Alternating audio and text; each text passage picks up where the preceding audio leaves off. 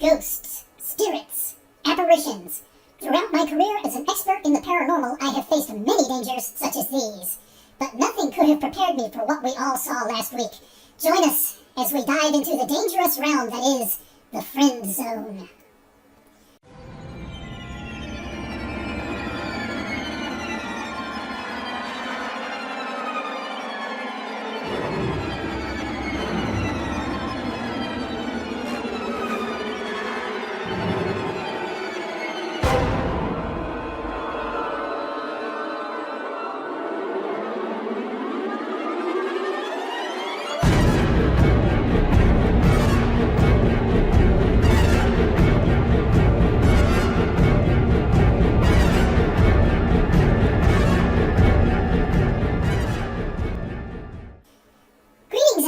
To you all. My name is...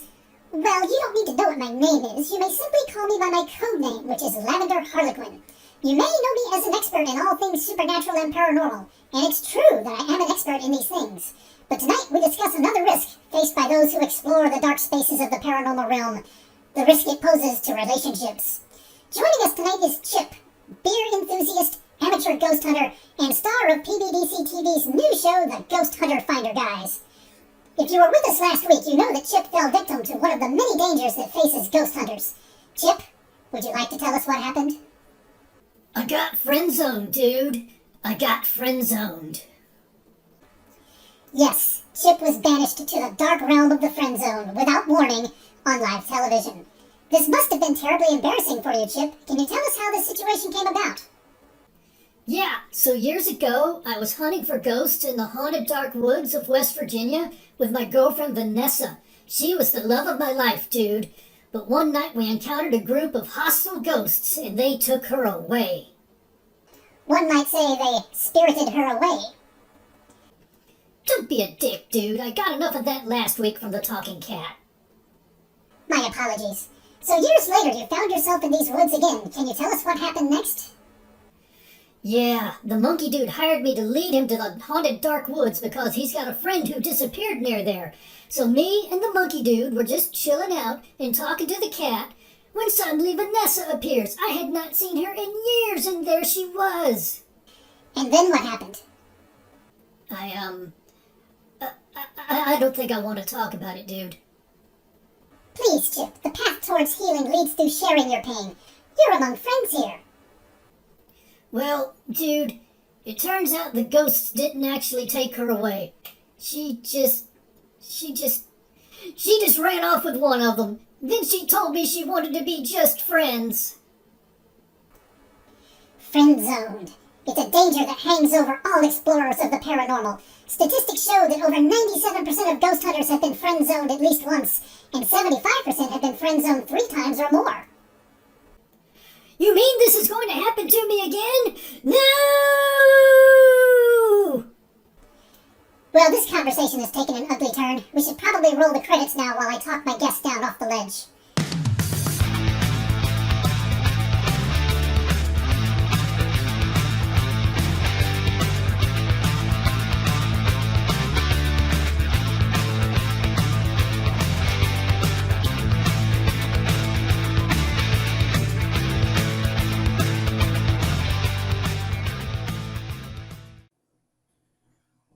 Good evening and welcome to Spooky Tales with Steve the Cat, one of the more reputable places you can go to hear a cat talk about horror movies. I'm your host, Steve the Cat. It's creature feature time here at Spooky Tales, and tonight we'll be talking about a good old one from the VHS era of horror. We'll get to that in a minute, but first we have a special guest. We've talked about ghosts and ghost hunters for the past couple of episodes, and tonight an expert in these fields is asked to come on the show to discuss some misperceptions that they think we have created. So let's start by having you introduce yourself. Greetings and good chakras to you all. My name is... Well, you don't need to know what my name is. Just call me Lavender Harlequin. I am an expert in all things paranormal and supernatural. Of course you are. You see, this is exactly the sort of thing that I am here to correct. You and your flippant attitude mocking my expertise and credentials. Well, I apologize. Clearly there's been some sort of mistake. My intention was to mock your area of expertise, not your credentials. Yes, I am very familiar with your misperceptions and mischaracterizations about the field of ghost hunting. Okay, so let's reset the table here. You are an expert in all things paranormal and supernatural, correct? Yes, all things paranormal and supernatural. I am the chief expert and technical advisor for the new PBDC TV show, The Ghost Hunter Finder Guys. In that capacity, I have seen things that no science can explain. Like a swing moving on its own. Yes, exactly. You see, you've seen it too. Clear proof of the existence of the supernatural. Or clear proof that you had a production assistant hidden in the bushes, pushing it with a stick. What? Oh, you can't prove that. I mean, there's no evidence of that. And besides, she was possessed. Yes, that's it, possessed. Supernatural entities took control of our PA's consciousness and motor functions and forced her to push that swing with a stick. Of course they did. It's true. I have seen it. As a paranormal expert, I have performed numerous tests to confirm that our PA was, in fact, possessed. Hostile possession is one of the many dangers we face as ghost hunters. And why would the ghost force her to push a swing with a stick while hiding in a bush? It is obviously a message from the beyond. Perhaps they are upset about the lack of recreational equipment in the afterlife, or are encouraging people to get more exercise so that they live longer. There are many possible interpretations. We will be exploring those throughout the first season of the Ghost Hunter Finder Guys. And why wouldn't they just speak to you directly? Obviously, if they could control your PA's actions, then they could just make her speak plainly instead of engaging in stick-based performance art. Well, I think we're getting away from the larger point here, which is that ghost hunters face many dangers when working in the field. Possession is certainly one of them, but by far the biggest danger is friend zoning. Friend zoning is like a sword hanging over the head of the ghost hunter, threatening to cut him down at any moment. Do ghost hunters really face a greater danger of being friend-zoned than regular people? If my dating experience is any indication, then absolutely. And how is being friend-zoned different from being dumped? Well, when you're friend-zoned, they pretend that they won't mind ever seeing you again. But as a practical matter, there's no difference between the two. So what's the lesson in all of this? Yes, the lesson is that we should have kindness and compassion for poor Chip, who was so mercilessly friend-zoned on live television. We should not treat him as a misfit, or a loser, or a failure at the game of life, or a disappointment to his family name. We should not mock him or make jokes about how he was humiliated before a live audience, or ridicule his desirability as a partner and speculate that he will probably die alone in a trailer, surrounded by cats and piles of hoarded newspapers. We should show compassion in this, his hour of embarrassment, his time of shame. And now I must go. Chip just sat down with a gallon of cookie dough ice cream and a spoon, and I need to stop him before his cholesterol hits 300. Good night, and may the chakras smile upon you.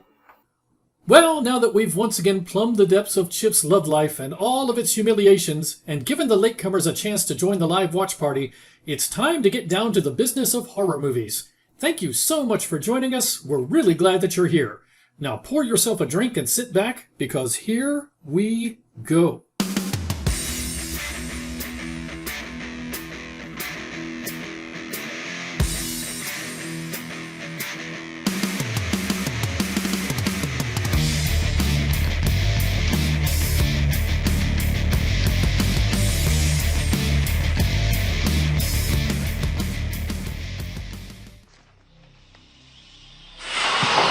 I'm gonna need a lot more of those for this experiment.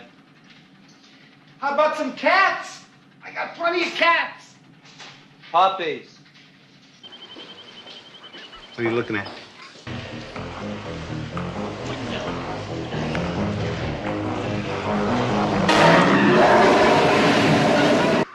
Did you call the cops? I am the cops.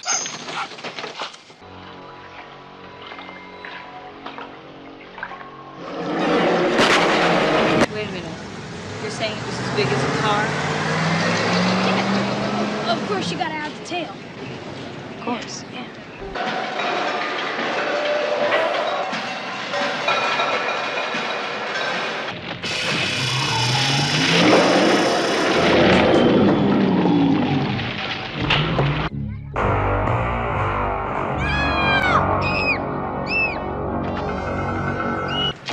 They said they heard heavy breathing. Where's it lead to?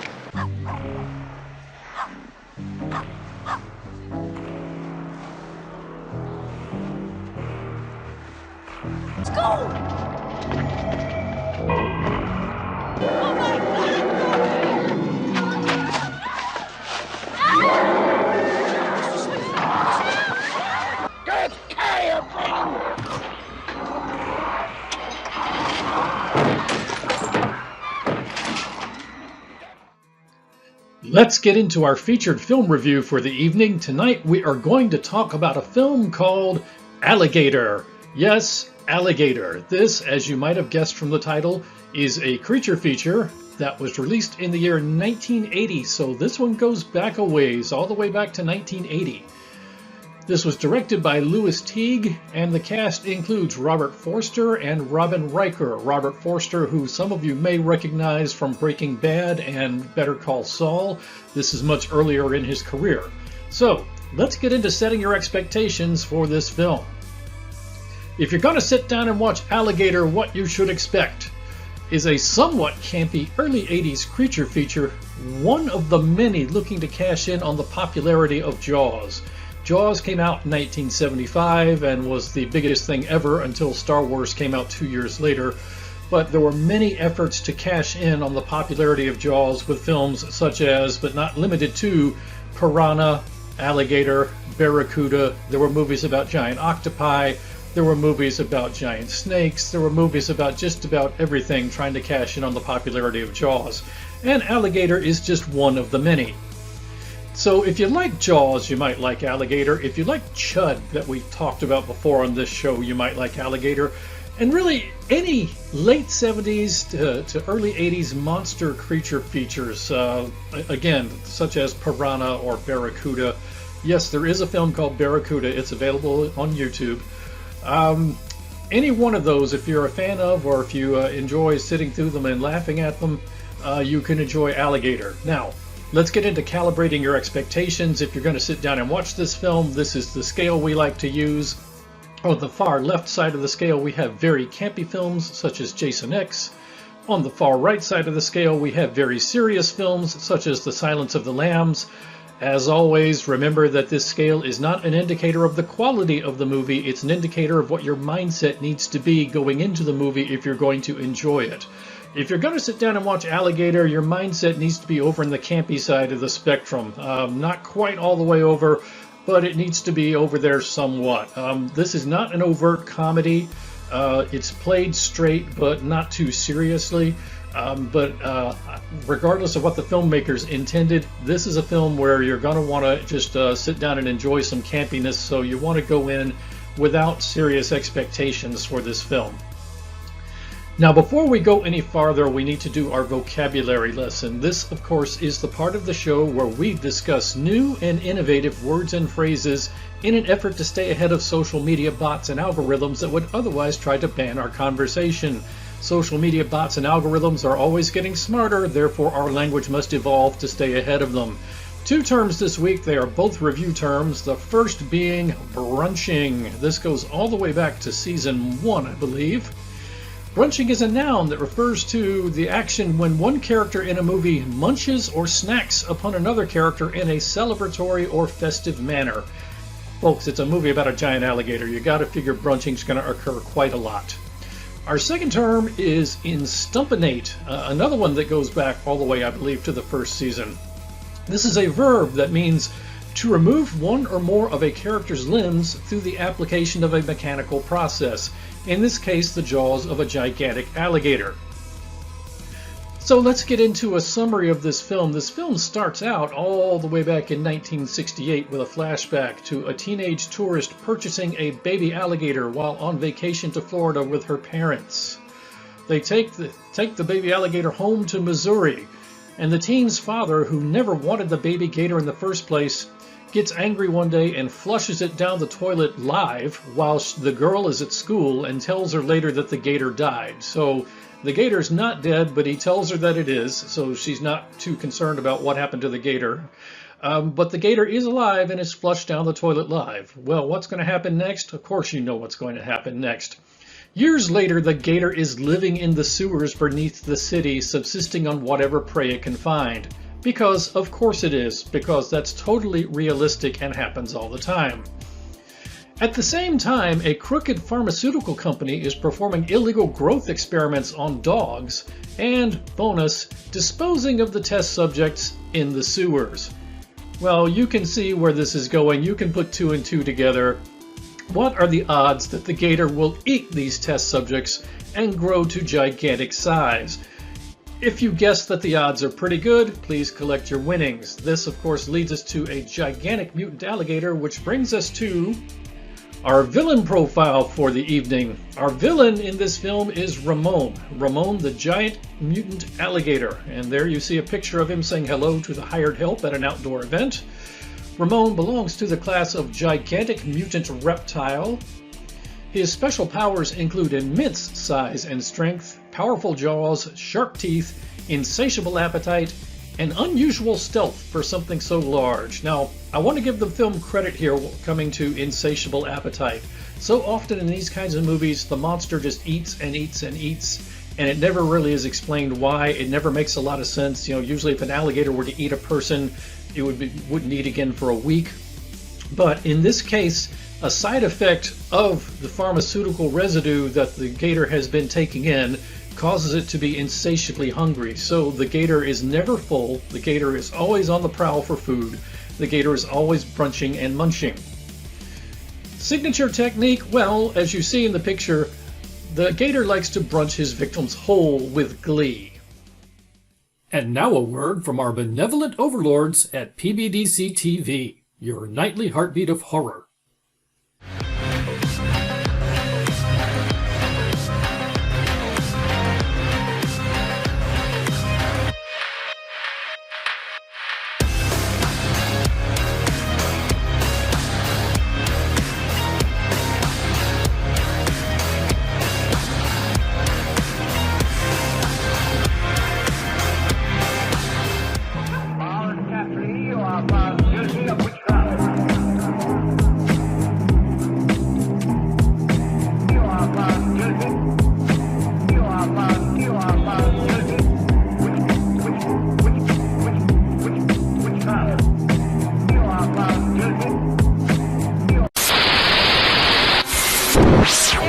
Is a qualified psychic and spiritual medium who gives accurate psychic readings through a range of mediums. She is a professional consultant who uses her intuition to offer guidance to all of her clients, encouraging them to move in a positive direction and face the challenges that may lie ahead of them. She is also certified Reiki Grand Master and Shaman. Follow her on Facebook or YouTube each week for her weekly free live readings.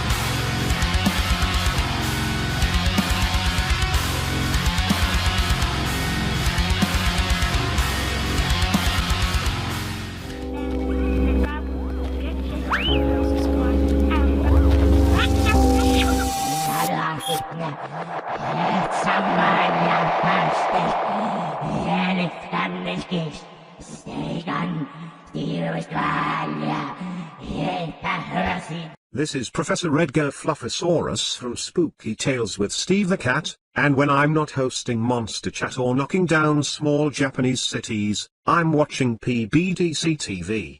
Now back to the show. So let's talk about the things I liked about this film, just a few of them right off the bat. The film is a giant warm helping of nostalgia for those of us who are old enough to remember the 1980s.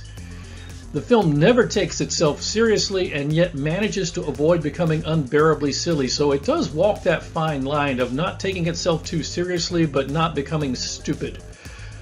The acting is as competent as can be expected. Robert Forster is a pro, around for a long time, just passed away not too long ago. Again, many of you may recognize him from Breaking Bad and Better Call Saul.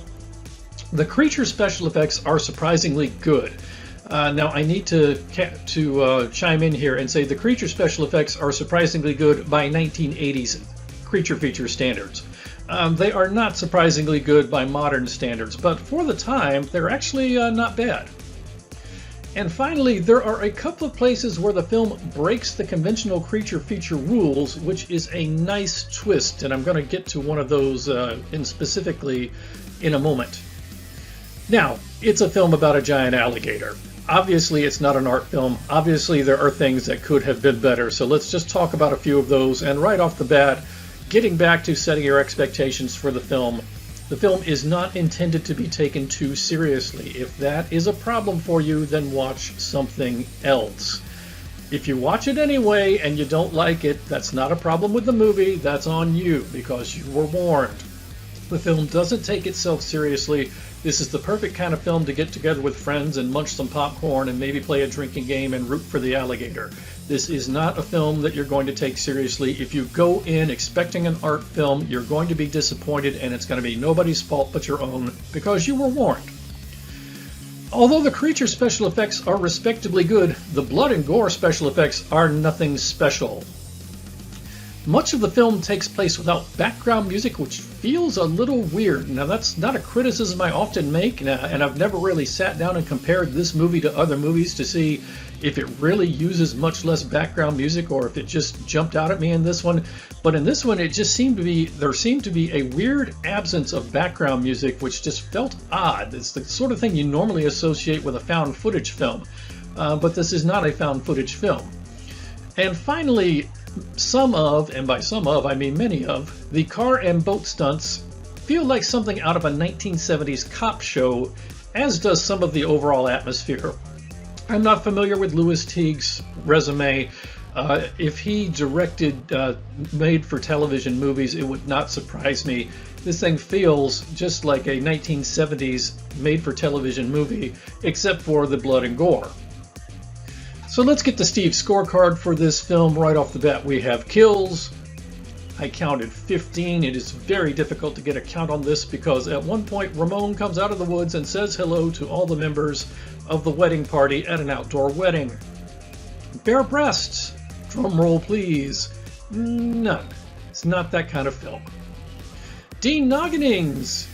Again, none. So nobody gets his or her head bitten off in this film. Brunchings. Now, you would imagine you're going to have a lot of brunchings, given that this is a film about a giant alligator, and you would be correct. I have said 5+, and here I'm counting just scenes in which you see somebody being brunched whole. We're not talking about scenes with the alligator grabbing hold of somebody's limb and shaking or what have you, but the sight of an entire person in the alligator's mouth happens at least 5 times. Instumpinatings, our other vocabulary term, I counted 5. Exploding cars, getting back to that 1970s cop show feel that I mentioned, I counted 2. Exploding boats, counted 1. And finally, exploding manhole covers as a bomb goes off in the sewer, I counted 7. But with your viewing of Alligator, you also get some bonus features, such as Ramon the Gator. Yes, the gator's name really is Ramon. You get dog napping action. You get recurring baldness joke action. In the film, Robert Forster is losing his hair a little bit, and it becomes a running joke that everyone he bumps into kind of looks at his hairline and gives it a stare, and he always says, "What are you looking at?" You get tobacco chewing action, which is unusual to see in a movie that takes place in a urban environment. You see this, in movies that take place in the South, or at least you did back at the time, but not something that I expected to see in something that takes place in a city in Missouri. At one point, Robert Forster says to one of the younger cops, "You're not going to last long in the cops with that attitude," and it turns out he was right.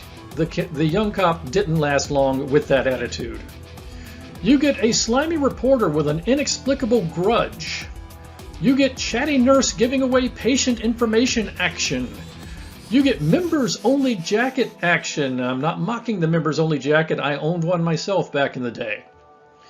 Hired help munching action. You get limo bludgeoning action. And finally, you get plank walking kid murder action. At one point in the film, the alligator is hiding in a giant swimming pool. Well, I won't say a giant swimming pool, a large swimming pool, and it's dark, and it's at night, and the household next to the pool is throwing a party. And as the party's going on, some little kids come out with one of the younger kids blindfolded, and they're all dressed as pirates, and they're going to make the little kid walk the plank, and they take him out on the diving board, not knowing the alligator's in the pool, and the little kid gets the blindfold off his eyes just in time to see that he's about to be thrown in the gator's mouth, and he starts screaming, "No, no," but it's too late. They toss him practically right into the gator's mouth. And so this is one of those places where it's just the conventional rules of creature featuredom are not adhered to. So let's get to Steve's final score for this one. I'm going to give this one 2.5 paws out of 4. I'm going to say it's a borderline 3-paw creature feature, but it's just a little too campy and a little too 70s in feel to receive a higher score. And yes, I know the film was released in 1980, but that means much of it was shot in 1979. It's one of the better late 70s and early 80s efforts to ride the coattails of Jaws, so it is a better film than Barracuda. Probably a better film than Piranha. Better than most of those efforts to ride the coattails of Jaws. Certainly not better than Jaws itself. But anyway, 2.5 paws out of 4. Worth watching if you enjoy some campy creature feature entertainment. So that is Alligator, and that is our featured film review for the evening.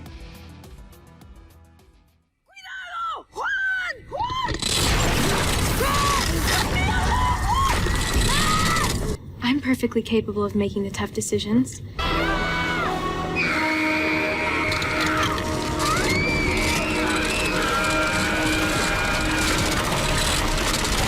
The bank is informing you of their intent to repossess your property at 325 Brandon Street today. But this is my home for 30 years.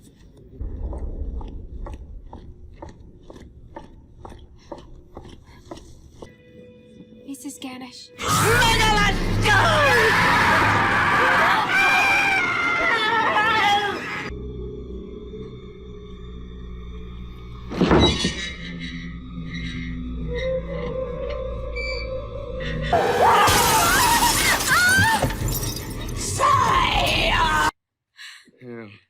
Wait, Chris. Don't follow her. She's a sick girl.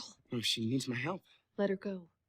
Soon it will be you who comes begging to me.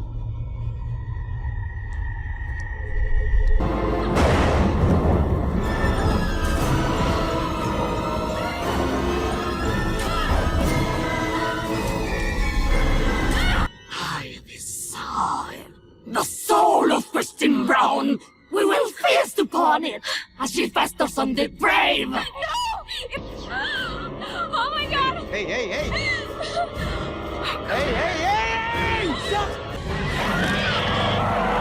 hey! You deserve everything that is coming to you.